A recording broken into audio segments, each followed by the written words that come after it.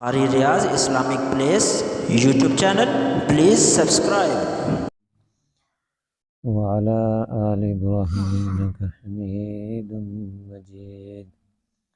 اللهم بارك على محمد وعلى آل محمد كما باركت على إبراهيم وعلى آل إبراهيم إنك حميد مجيد.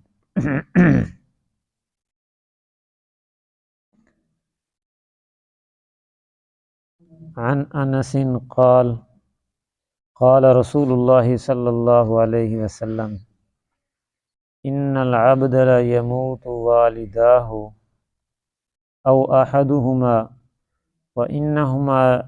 وإنه لهما لعاق فلا يزال يدعو لهما ويستغفر لهما حتى يكتبه الله بارا. حضرت انس رضی اللہ تعالیٰ عنہ روایت کرتے ہیں کہ رسول اللہ صلی اللہ علیہ وسلم نے فرمایا کہ بے شک بندہ جب مر جائیں اس کے والدین دونوں یا ان دونوں میں سے کوئی ایک، اور حالت اس کی یہ تھی کہ وَإِنَّهُ لَهُمَا لَعَاقٌ، اس کی زندگی میں اولاد جو ہے اس کی نافرمان تھی، والدین فوت ہو گئے، اس کی زندگی میں اولاد اس کی نافرمان تھی، فرما بردار نہ تھی۔ اب یہ اگر اپنے اس نافرمانی والے گناہ سے چھٹکارا چاہتے ہیں، اس نافرمانی والے گناہ کا ازالہ کرنا چاہتے ہیں، تو فرمایا فَلَا يَزَالُ يَدْعُو لَهُمَا، ہمیشہ وہ ان کے لیے رحمت خیر کی دعا کرتے رہتے ہیں، وَيَسْتَغْفِرُ لَهُمَا، اور ان کے لیے بخشش کی دعا کرتے رہتے ہیں، حتیٰ یکتبہ اللہ بارن، حتیٰ کہ اللہ پاک ان کو بھی فرما برداروں میں لکھ دیتا ہے۔ یعنی اللہ تعالیٰ نے اپنی رحمت کے دروازے بند نہیں کیے، اللہ تعالیٰ نے نا اپنی بخشش کے، اپنی رحمت کے بہانے چھپا کے رکھے ہوئے ہیں ہر جگہ پر۔ چھوٹی چھوٹی باتوں پر بھی اللہ پاک اپنے بندوں سے راضی ہو جاتا ہے۔ تو فرمایا کہ اگر اولاد زندگی میں والدین کی خدمت نہ کی، ان کی فرما برداری نہ کی، نافرمانی کرتا رہا، اب بھی اللہ نے بخشش کے، اپنی رحمت کے دروازے بند نہیں کیے، اگر وہ اپنے آپ کو فرما برداروں میں شمار کرانا چاہتا ہے تو فرمایا کہ والدین کے لیے دعا کرتا رہے، مغفرت اور رحمت کی، اور ان کے لیے استغفار اور بخشش کی دعا کرتا رہے، اللہ پاک پھر بھی اس کو فرما برداروں میں شمار فرمائیں گے۔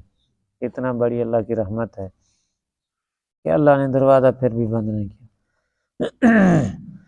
والدین کی خدمت کرنی چاہیے۔ آگے حدیث آ رہی ہے، نبی کریم صلی اللہ علیہ وسلم نے فرمایا کہ والدین کی خدمت کرنے سے انسان کی زندگی میں بھی برکت ہوتی ہے۔ اللہ تعالیٰ نے نا چھوٹی چھوٹی باتوں میں اپنی بخشش کے، رحمت کے جو ہے نا دریا بہا دیے ہیں۔ اولاد جب چھوٹی ہوتی ہے نا، ماں باپ سے بات بات پوچھتی ہیں، چھوٹی چھوٹی باتیں بار بار پوچھتے رہتے ہیں، ماں باپ ناراض نہیں ہوتے، خوش ہو کر بتاتے ہیں۔ جیسے وہ کہتے ہیں کہ ایک آدمی تھا،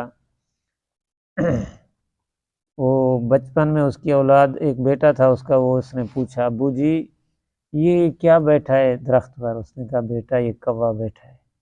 پھر وہ پوچھتا ابو جی یہ کیا بیٹھا ہے؟ بیٹا یہ کوا بیٹھا ہے۔ ابو جی یہ کیا بیٹھا ہے؟ یہ کوا بیٹھا ہے۔ 5 دفعہ اس نے پوچھا، باپ نے غصہ نہیں کیا، پیار سے بتایا بیٹا یہ کوا بیٹھا ہے۔ لیکن جب باپ بوڑھا ہو گیا، اس نے پوچھا بیٹا وہ کیا چیز ہے نظر نہیں آ رہی؟ ابو جی فلانی چیز ہے۔ باپ بوڑھے نے دوبارہ پوچھا بیٹا وہ کیا چیز ہے؟ ایک دفعہ تو دسیا تسی سر کھا جاندے ہو میرا، ہاں جی میرا سر کھا جاتے ہو تم۔ باپ سے 5 دفعہ پوچھا، اس نے غصہ نہیں کیا، پیار سے بتایا۔ لیکن اب جو ہے نا بیٹے سے جب باپ نے پوچھا نا 2 دفعہ، وہ غصہ کرنے لگ گیا آگے سے۔ تو جو محبت، جو شفقت، جو پیار ماں باپ اپنی اولاد کو دیتے ہیں وہ اولاد نہیں دیتی ہے۔ اولاد جو کچھ بھی کرے نا، جو کچھ بھی کرے، جتنا بھی فرما بردار ہو، بہرحال وہ والدین والی محبت، وہ والدین والا احترام خیال جو ہے اولاد نہیں کر سکتی ماں باپ کے ساتھ۔ سخت گرمیوں کا موسم ہے، نبی کریم صلی اللہ علیہ وسلم کا دور ہے، گھر سے ایک صحابی نے اپنی اماں کو اپنے کندھوں پر اٹھایا، پیدل چل چل کے اس کا کام پورا ہو گیا، وہاں تک مکے پہنچتے، حج کے لیے جا رہا ہے، اماں کو کندھے پر اٹھایا ہوا ہے، وہاں پر پہنچا، سخت گرمی، اور مکے کی گرمی مشہور ہے، ایسے سمجھو کہ یہاں سے ہماری گرمی سے 4 سے زیادہ گرمی ہے وہاں پر، اتنا سخت گرمی ہے۔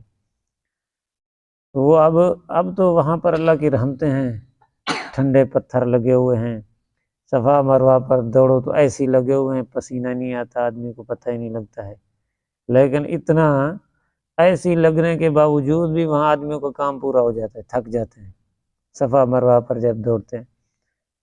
اب اس نے سخت گرمی کا موسم، گھر سے اماں کو اٹھایا، کندھوں پر مکے پہنچا، اور جو ہے نا بیت اللہ کا طواف کر رہا ہے، اور ٹھنڈے پتھر بھی نہیں ہیں، سخت گرمی ہے، اوپر سے دھوپ لگ رہی ہے، پہاڑیں نکیلے، طواف کر رہا ہے، پھر صفا مروہ پہ دوڑ رہا ہے، کوئی ایسی میسی نہیں ہے۔ اب تو الحمدللہ پہاڑ انہوں نے کاٹ کے جو ہے نا بس نشانیاں رکھی ہوئی ہیں، اس وقت تو پہاڑوں کے اوپر چڑھنا پڑتا تھا، اوپر چڑھ کے جاؤ صفا پر، وہاں دعا کرو، پھر نیچے اترو، پھر دوڑو، پھر مروہ کے اوپر چڑھو، پھر وہاں سے نیچے اترو، پھر اس پر 7 چکر لگو، وہ تو چڑھتے چڑھتے ان کا کام پورا ہو جاتا تھا۔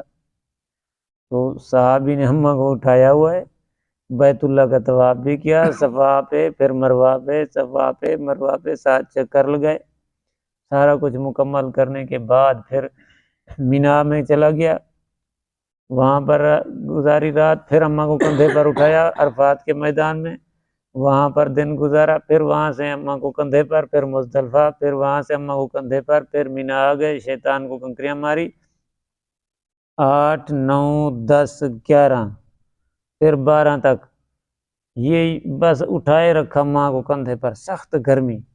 جو لوگ حج کر کے آئے ہیں نا ان سے پوچھیں، حج کے موقع پر ایک تو رش ہوتا ہے، بھیڑ، 50 لاکھ 60 لاکھ لوگ حج کرنے کے لیے جاتے ہیں، اور روڈوں کے اوپر بھیڑ رش ہوتی ہے، اوپر سے سخت گرمی ہوتی ہے، سر ننگے ہوتے ہیں، ٹینٹ کرایا ہوتا ہے، اور تپش جو ہے سر پر لگ رہی ہوتی ہے، اور اتنا بھیڑ جو ہے آکسیجن کی کمی ہونا شروع ہو جاتی ہے، تو اس وقت پتہ لگتا ہے کہ گرمی کیا چیز ہے۔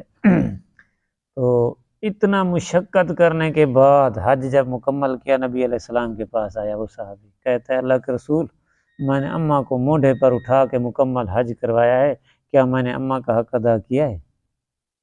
آپ صلی اللہ علیہ وسلم نے فرمایا، جب تجھے تکلیف ہوتی تھی نا تو تیری اماں تیری تکلیف کی وجہ سے ایسے ٹھنڈا سانس لیتی تھی نا، تو اس ایک سانس کا بھی حق ادا نہیں کر سکا ہے، تو ایک سانس کا بھی حق ادا نہیں کر سکا ہے۔ لیکن آج ہم دیکھیں، پتہ نہیں کیا کیا بکا جا رہا ہے، ماں باپ کو کتیا تک کہتے ہیں، تو نے ہمارے لیے کیا کیا ہے، باپ کو کہتے ہیں، ہاں جی اتنا آج اسی لیے تو ذلیل ہو رہے ہیں، اسی وجہ سے تو پریشان ہیں ہم لوگ، زندگیوں میں برکت نہیں ہے، رزق میں برکت نہیں ہے، بس مولوی کے پاس جاؤ، پیر سے جادو کر دے، اپنے کرتوت کو دیکھنا نہیں ہے۔ تو میری گزارش یہی ہے، جن کے والدین زندہ ہیں، تمہارے پیر بھی وہی ہیں، تمہارے بزرگ بھی وہی ہیں، ان کی خدمت کرو، اور اللہ کی رضا بھی حاصل کرو، جنت بھی حاصل کرو۔ اللہ کے رسول صلی اللہ علیہ وسلم کا وعدہ ہے، کسی مولوی یا پیر کی بات نہیں، اللہ رزق میں بھی برکت عطا فرماتے ہیں اور زندگی میں بھی برکت عطا فرماتے ہیں۔ اللہ پاک عمل کی توفیق نصیب فرمائے۔